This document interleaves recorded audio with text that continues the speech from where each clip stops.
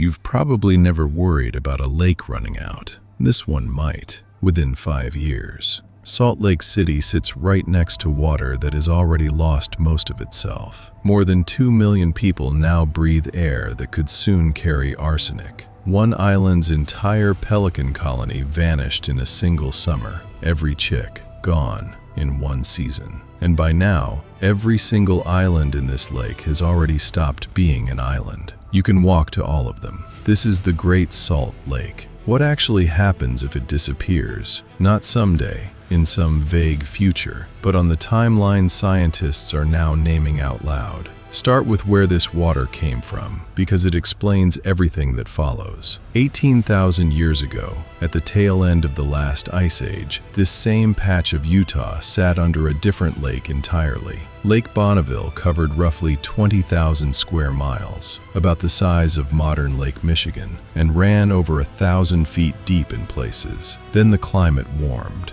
Bonneville shrank, breached a natural dam near what's now the Utah-Idaho border, and drained in a catastrophic flood that carved canyons still visible today. What settled behind, in the lowest point of that ancient basin, was the Great Salt Lake, shallow from the very start, with no river flowing out, only rivers flowing in and evaporating. Every mineral that ever washed into it stayed there. That is why it's salty. That is also why it was never deep to begin with, 14 feet on average in a good year. You could wade out a long way before you lost your footing. A shallow lake with no outlet is fragile in a way most people never think about. Take a little water away, and the shoreline doesn't inch back. It runs. And this same lake hasn't always been shrinking, which is exactly what makes the current crisis so hard to dismiss as just weather. In the 1980s, the lake did the opposite. It rose so fast and so far that it threatened Salt Lake City's airport, its railroads, and the interstate itself. In 1987, the state switched on a brand new $60 million pumping station, built specifically to push lake water out into the desert and hold the flooding back. The pumps ran for 2 years. Then a drought arrived. The lake dropped on its own, and the state mothballed $60 million of machinery it no longer needed. That was less than 40 years ago. The same lake that once needed emergency pumps to keep it from flooding an airport is now, within a single generation, staring at the opposite emergency entirely. Here is the number that should stop you: 73%. That is how much water the Great Salt Lake has lost since 1850, when the first American settlers measured it. 60% of its surface area is simply gone. Not shrinking, gone. In June of 2026, the lake sat at roughly 4,191 feet above sea level, about 3 feet above the record low it hit in November of 2022. 3 feet. That is less than the height of a doorway, standing between this lake and a historic collapse. Picture the satellite photo from 1985. Blue, swollen, easily visible from space, spilling almost into the interstate. Now picture the same frame today. Brown, cracked, rimmed with a pale crust, like a bathtub ring wrapped around an entire state. National Aeronautics and Space Administration has published both images side by side. The difference doesn't need commentary. It looks like a wound. Right now, while you watch this, the lake is losing an average of 1.2 million acre-feet of water every year. That's enough to cover the entire city of Los Angeles under more than a foot of water every single year, and none of it comes back. Researchers at Brigham Young University ran the math in 2023 and reached a conclusion state officials did not want printed.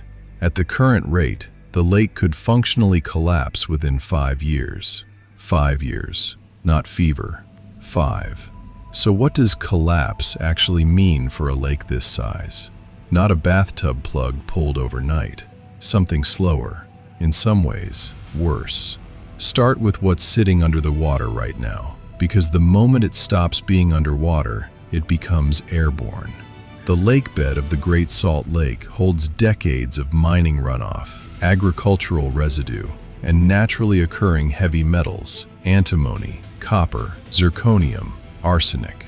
Wet lakebed, nothing happens. Dry lakebed, and wind lifts all of it into a fine dust that blows straight into the Wasatch Front, the same valley holding Salt Lake City, its suburbs, its airport, more than 1 million residents. Researchers estimate this toxic dust already sits upwind of over 2 million people. That exposure doesn't land evenly either. Reporting from Utah has repeatedly flagged that lower-income neighborhoods on Salt Lake City's west side sit closest to the lake and closest to the dust. The decisions about upstream water use, meanwhile, get made somewhere else entirely. Breathe that for a few years, and doctors expect higher rates of respiratory disease, heart disease, lung disease, certain cancers. Not maybe, expect. None of this water was ever something you could drink straight from the lake. The Great Salt Lake has always been too salty for that, and Salt Lake City's tap water comes from separate reservoirs higher up in the Wasatch Canyons. That distinction matters, and it's also part of why so many people underestimated the danger for so long. A dying lake that never filled your faucet is easy to treat as somebody else's problem, right up until its dust settles on your porch, your garden, and your kids' school playground instead. Salt Lake City already runs air quality alert systems the way other cities run heat advisories, and public health officials have flagged Great Salt Lake dust as a growing contributor on the worst days. None of that shows up in a satellite photo. It shows up in a parent deciding whether it's safe to send a kid outside to play. This has already happened once before on American soil, and the bill is still being paid. In 1913, Los Angeles began diverting the Owens River, 400 miles north, into a new aqueduct to feed a growing city. Owens Lake was completely dry by 1926. For decades afterward, its exposed bed became the largest single source of dust pollution in the entire United States, lifting as much as 4 million tons of toxic dust into the air some years. Los Angeles ratepayers have now spent more than $2 billion over 20 years trying to control it. The dust still isn't fully contained. Utah regulators studied that outcome closely before writing their own warnings about the Great Salt Lake. They didn't need a hypothetical. They had an American city that already lived it. There's a second, quieter version of the same damage happening in the mountains above Salt Lake City. Utah built an entire tourism economy on 4 words: the greatest snow on Earth. Dust from the drying lakebed settles directly onto that snowpack. Dark dust absorbs sunlight instead of reflecting it. In 2022, dust from all sources sped up spring snowmelt in the Wasatch Mountains by more than 2 weeks.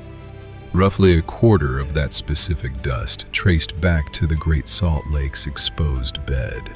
The same lake threatening people's lungs is quietly eating the snow Utah sells to the world. If any of this sounds familiar on a bigger scale, it should. Halfway around the planet, the same story already played out to its ending. The Aral Sea, on the border of Kazakhstan and Uzbekistan, used to be one of the 4 largest lakes on Earth. Starting in the 1960s, Soviet planners diverted its feeder rivers to irrigate cotton fields carved into the desert. The sea didn't fight back. It just kept shrinking, year after year, while officials insisted it would stabilize. It never did. By the 2010s, the eastern basin had dried completely into a new desert now called the Aral. Rusted fishing boats sit stranded in sand where deep water used to reach. A fishing industry that once employed tens of thousands of people simply stopped existing. The exposed seabed, laced with decades of pesticide and fertilizer residue, began blowing into nearby towns as toxic dust of its own, and respiratory illness rates in the surrounding regions spiked for a generation. Scientists studying the Great Salt Lake cite the Aral Sea constantly, not as a scary metaphor, as a documented preview filmed in advance in a different desert. Here's a detail almost nobody outside Utah knows. The Great Salt Lake used to hold actual islands, surrounded by actual water, the way an island is supposed to work. Not anymore. By 2022, researchers confirmed that every island in the Great Salt Lake had become connected to the mainland by dry land. Antelope Island, Fremont Island, Hat Island, Carrington Island, Stansbury Island. You can drive to most of them now and walk to the rest. Wildlife officials had to build a physical fence on Antelope Island, not to keep animals in, to stop bison and bighorn sheep from casually strolling off onto the mainland and into contact with diseased herds. Now follow one island in particular. Gunnison Island sits in the lake's north arm and holds one of the largest American white pelican breeding colonies on the entire continent. Birds nested there for generations because open water made the island unreachable to land predators. In 2017, biologists spotted a new land bridge forming along the island's southern edge. They set up trail cameras. The cameras caught coyotes walking in. The colony held on, barely, for a while. 8,342 breeding adults in 2017. Under 6,900 by 2019. Under 6,000 by 2022, the lowest count since the 1970s. Then came 2023. Roughly 3,000 nesting pairs started the season. By June, fewer than 1,000 chicks remained. By July, 40 to 50 chicks were left. Then, every adult abandoned the site at once. 0 chicks fledged that year. None. A predator didn't do that. A land bridge did. Water, or the absence of it, rewrote the rules of an island that had worked the same way for thousands of years, in less than a decade. The lake has one more warning already built into it, and you can see this one with your own eyes from an airplane window. In the late 1950s, engineers built a railroad causeway straight across the middle of the Great Salt Lake, cutting it into a north arm and a south arm. Fresh water from the Bear and Jordan rivers still reaches the south arm. It stopped reaching the north. Cut off from fresh water, the north arm's salinity climbed to roughly 30%, nearly double the south arm, and close to 9 times saltier than the ocean. At that concentration, almost nothing survives except one thing: salt-loving archaea. Microorganisms that use a pink and purple pigment to capture sunlight for energy.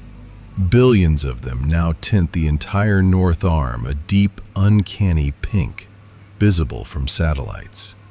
There are no brine shrimp up there anymore, no brine flies, no green algae, just pink water and salt crust, a full ecosystem replaced by microbes built to survive conditions that kill everything else.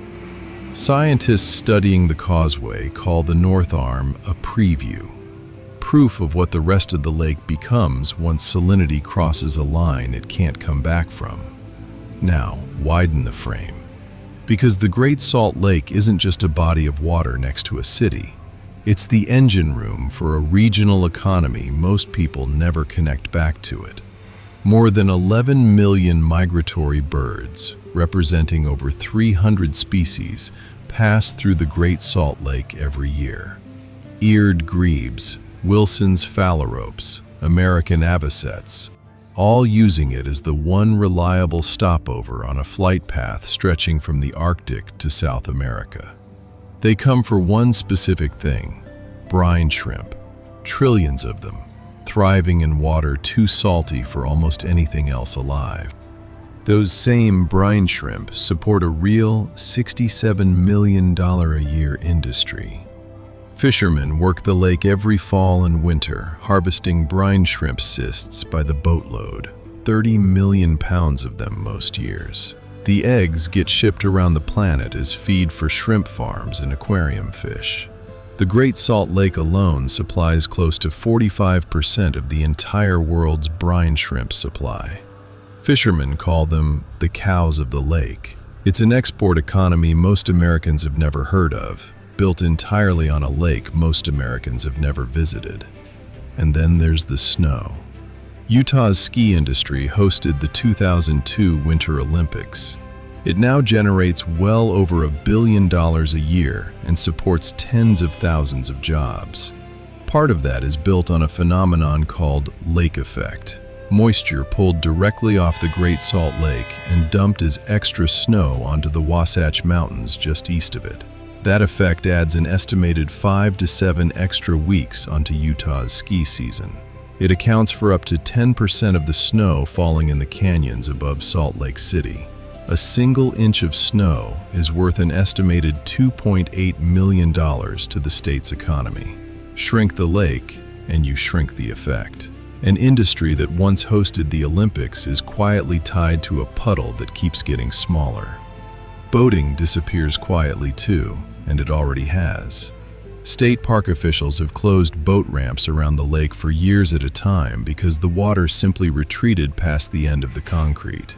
At one point, 12 of the state's 42 boat ramps were shut for the same reason, all at once, across different lakes and reservoirs. At the Great Salt Lake's own marina, boats got pulled out and trailered away. Paddleboards replaced sailboats because a keel needs water it could no longer count on. So why is this actually happening? Not a drought that arrived on its own and will eventually leave. Decisions made every single year by people who will likely never see the lake. Roughly 2/3 of the water lost from the Great Salt Lake comes from reduced stream flow, water that used to reach the lake and now gets pulled out before it arrives.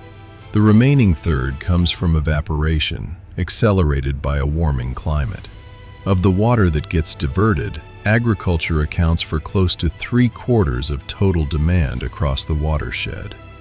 A single crop, alfalfa, grown mostly as hay to feed cattle and often exported overseas, uses more water than almost anything else in the state combined. A January 2025 study concluded, bluntly, that cutting alfalfa production is essential if the lake is going to survive at all. Part of the reason so much water gets used, instead of saved, is baked into the law itself. Across most of the American West, water rights have long worked on a use-it-or-lose-it basis. Leave water unused for irrigation, and you risk losing the legal right to it entirely. For generations, that gave farmers and cities every incentive to keep pulling water out of rivers before it ever reached the lake, and almost no incentive to let a single gallon flow past unused. Nobody had to want the lake to disappear. The rules simply never asked anyone to protect it. Meanwhile, the Wasatch Front, the exact strip of land hugging the lake's shoreline, is one of the fastest-growing urban corridors in the country. More than 70% of Utah's entire population growth in 2025 happened right there. State demographers project Utah reaching 5.6 million residents by 2065.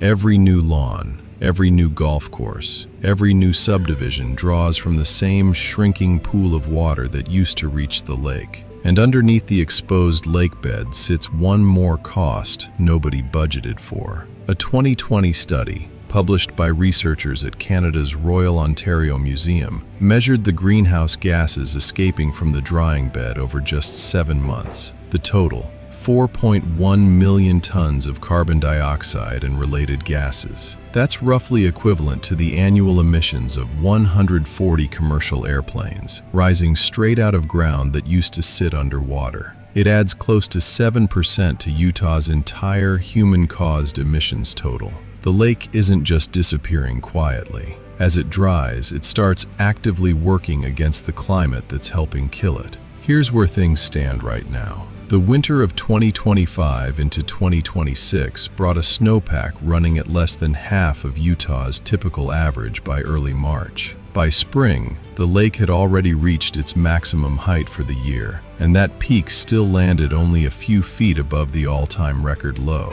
But something genuinely unusual happened in early 2026, and it's worth pausing on, because it isn't just another warning. United States Magnesium, once the country's largest magnesium producer, had been drawing heavily on the lake's brine for decades before filing for bankruptcy. In February of 2026, the state of Utah won a competitive auction and agreed to pay $30 million for the company's plant and its water rights outright. Folded into that purchase, more than 144,000 acre-feet of water rights every single year. Water that industry no longer gets to pull out first. Water that state officials say will now stay in the Great Salt Lake instead. The state's own natural resources director called it the single largest opportunity for the lake in his agency's history. It is not a fix. It is one plant, one bankruptcy, one deal. But it is the first time in this entire story that a large volume of water moved toward the lake instead of away from it. At the same time, a new industry is arriving to compete for what's left in the brine. An Oakland-based startup, Lilac Solutions, is raising roughly $250 million to build a lithium extraction facility directly on the Great Salt Lake. The goal? 5,000 metric tons of battery-grade lithium a year by 2028, pulled from the same water everyone else is fighting over. The company says its process pumps brine through processing equipment and returns it underground, without the open-pit mining scars lithium usually leaves behind, and Utah regulators haven't flagged problems with the plan so far. Still, it means one more industry now has a direct financial stake in exactly how salty and exactly how full this lake stays. That's on top of magnesium, potash, and the brine shrimp fleet that were already fighting over the same brine. Alongside that, state lawmakers have approved tens of millions of dollars for broader restoration. Federal researchers have funded new saline lake studies across the western United States. Farmers, for the first time at this scale, are being asked to grow less of the crop that built their livelihoods. None of it has reversed the trend yet. It has only slowed how fast the trend arrives, with one recent deal finally pointed in the right direction. So picture that satellite image one more time. The 1985 lake, blue and full, sitting next to the cracked brown outline on our screens today. Somewhere between those two pictures is every choice made without anyone picturing this exact moment. A pelican colony with 0 surviving chicks. 2 million people breathing borrowed dust. A ski industry standing on snow it may not keep. Islands that no longer need a boat to reach, and a pumping station built for the opposite emergency, sitting idle less than 40 years later. The Great Salt Lake took 18,000 years to settle into the shape you'd recognize.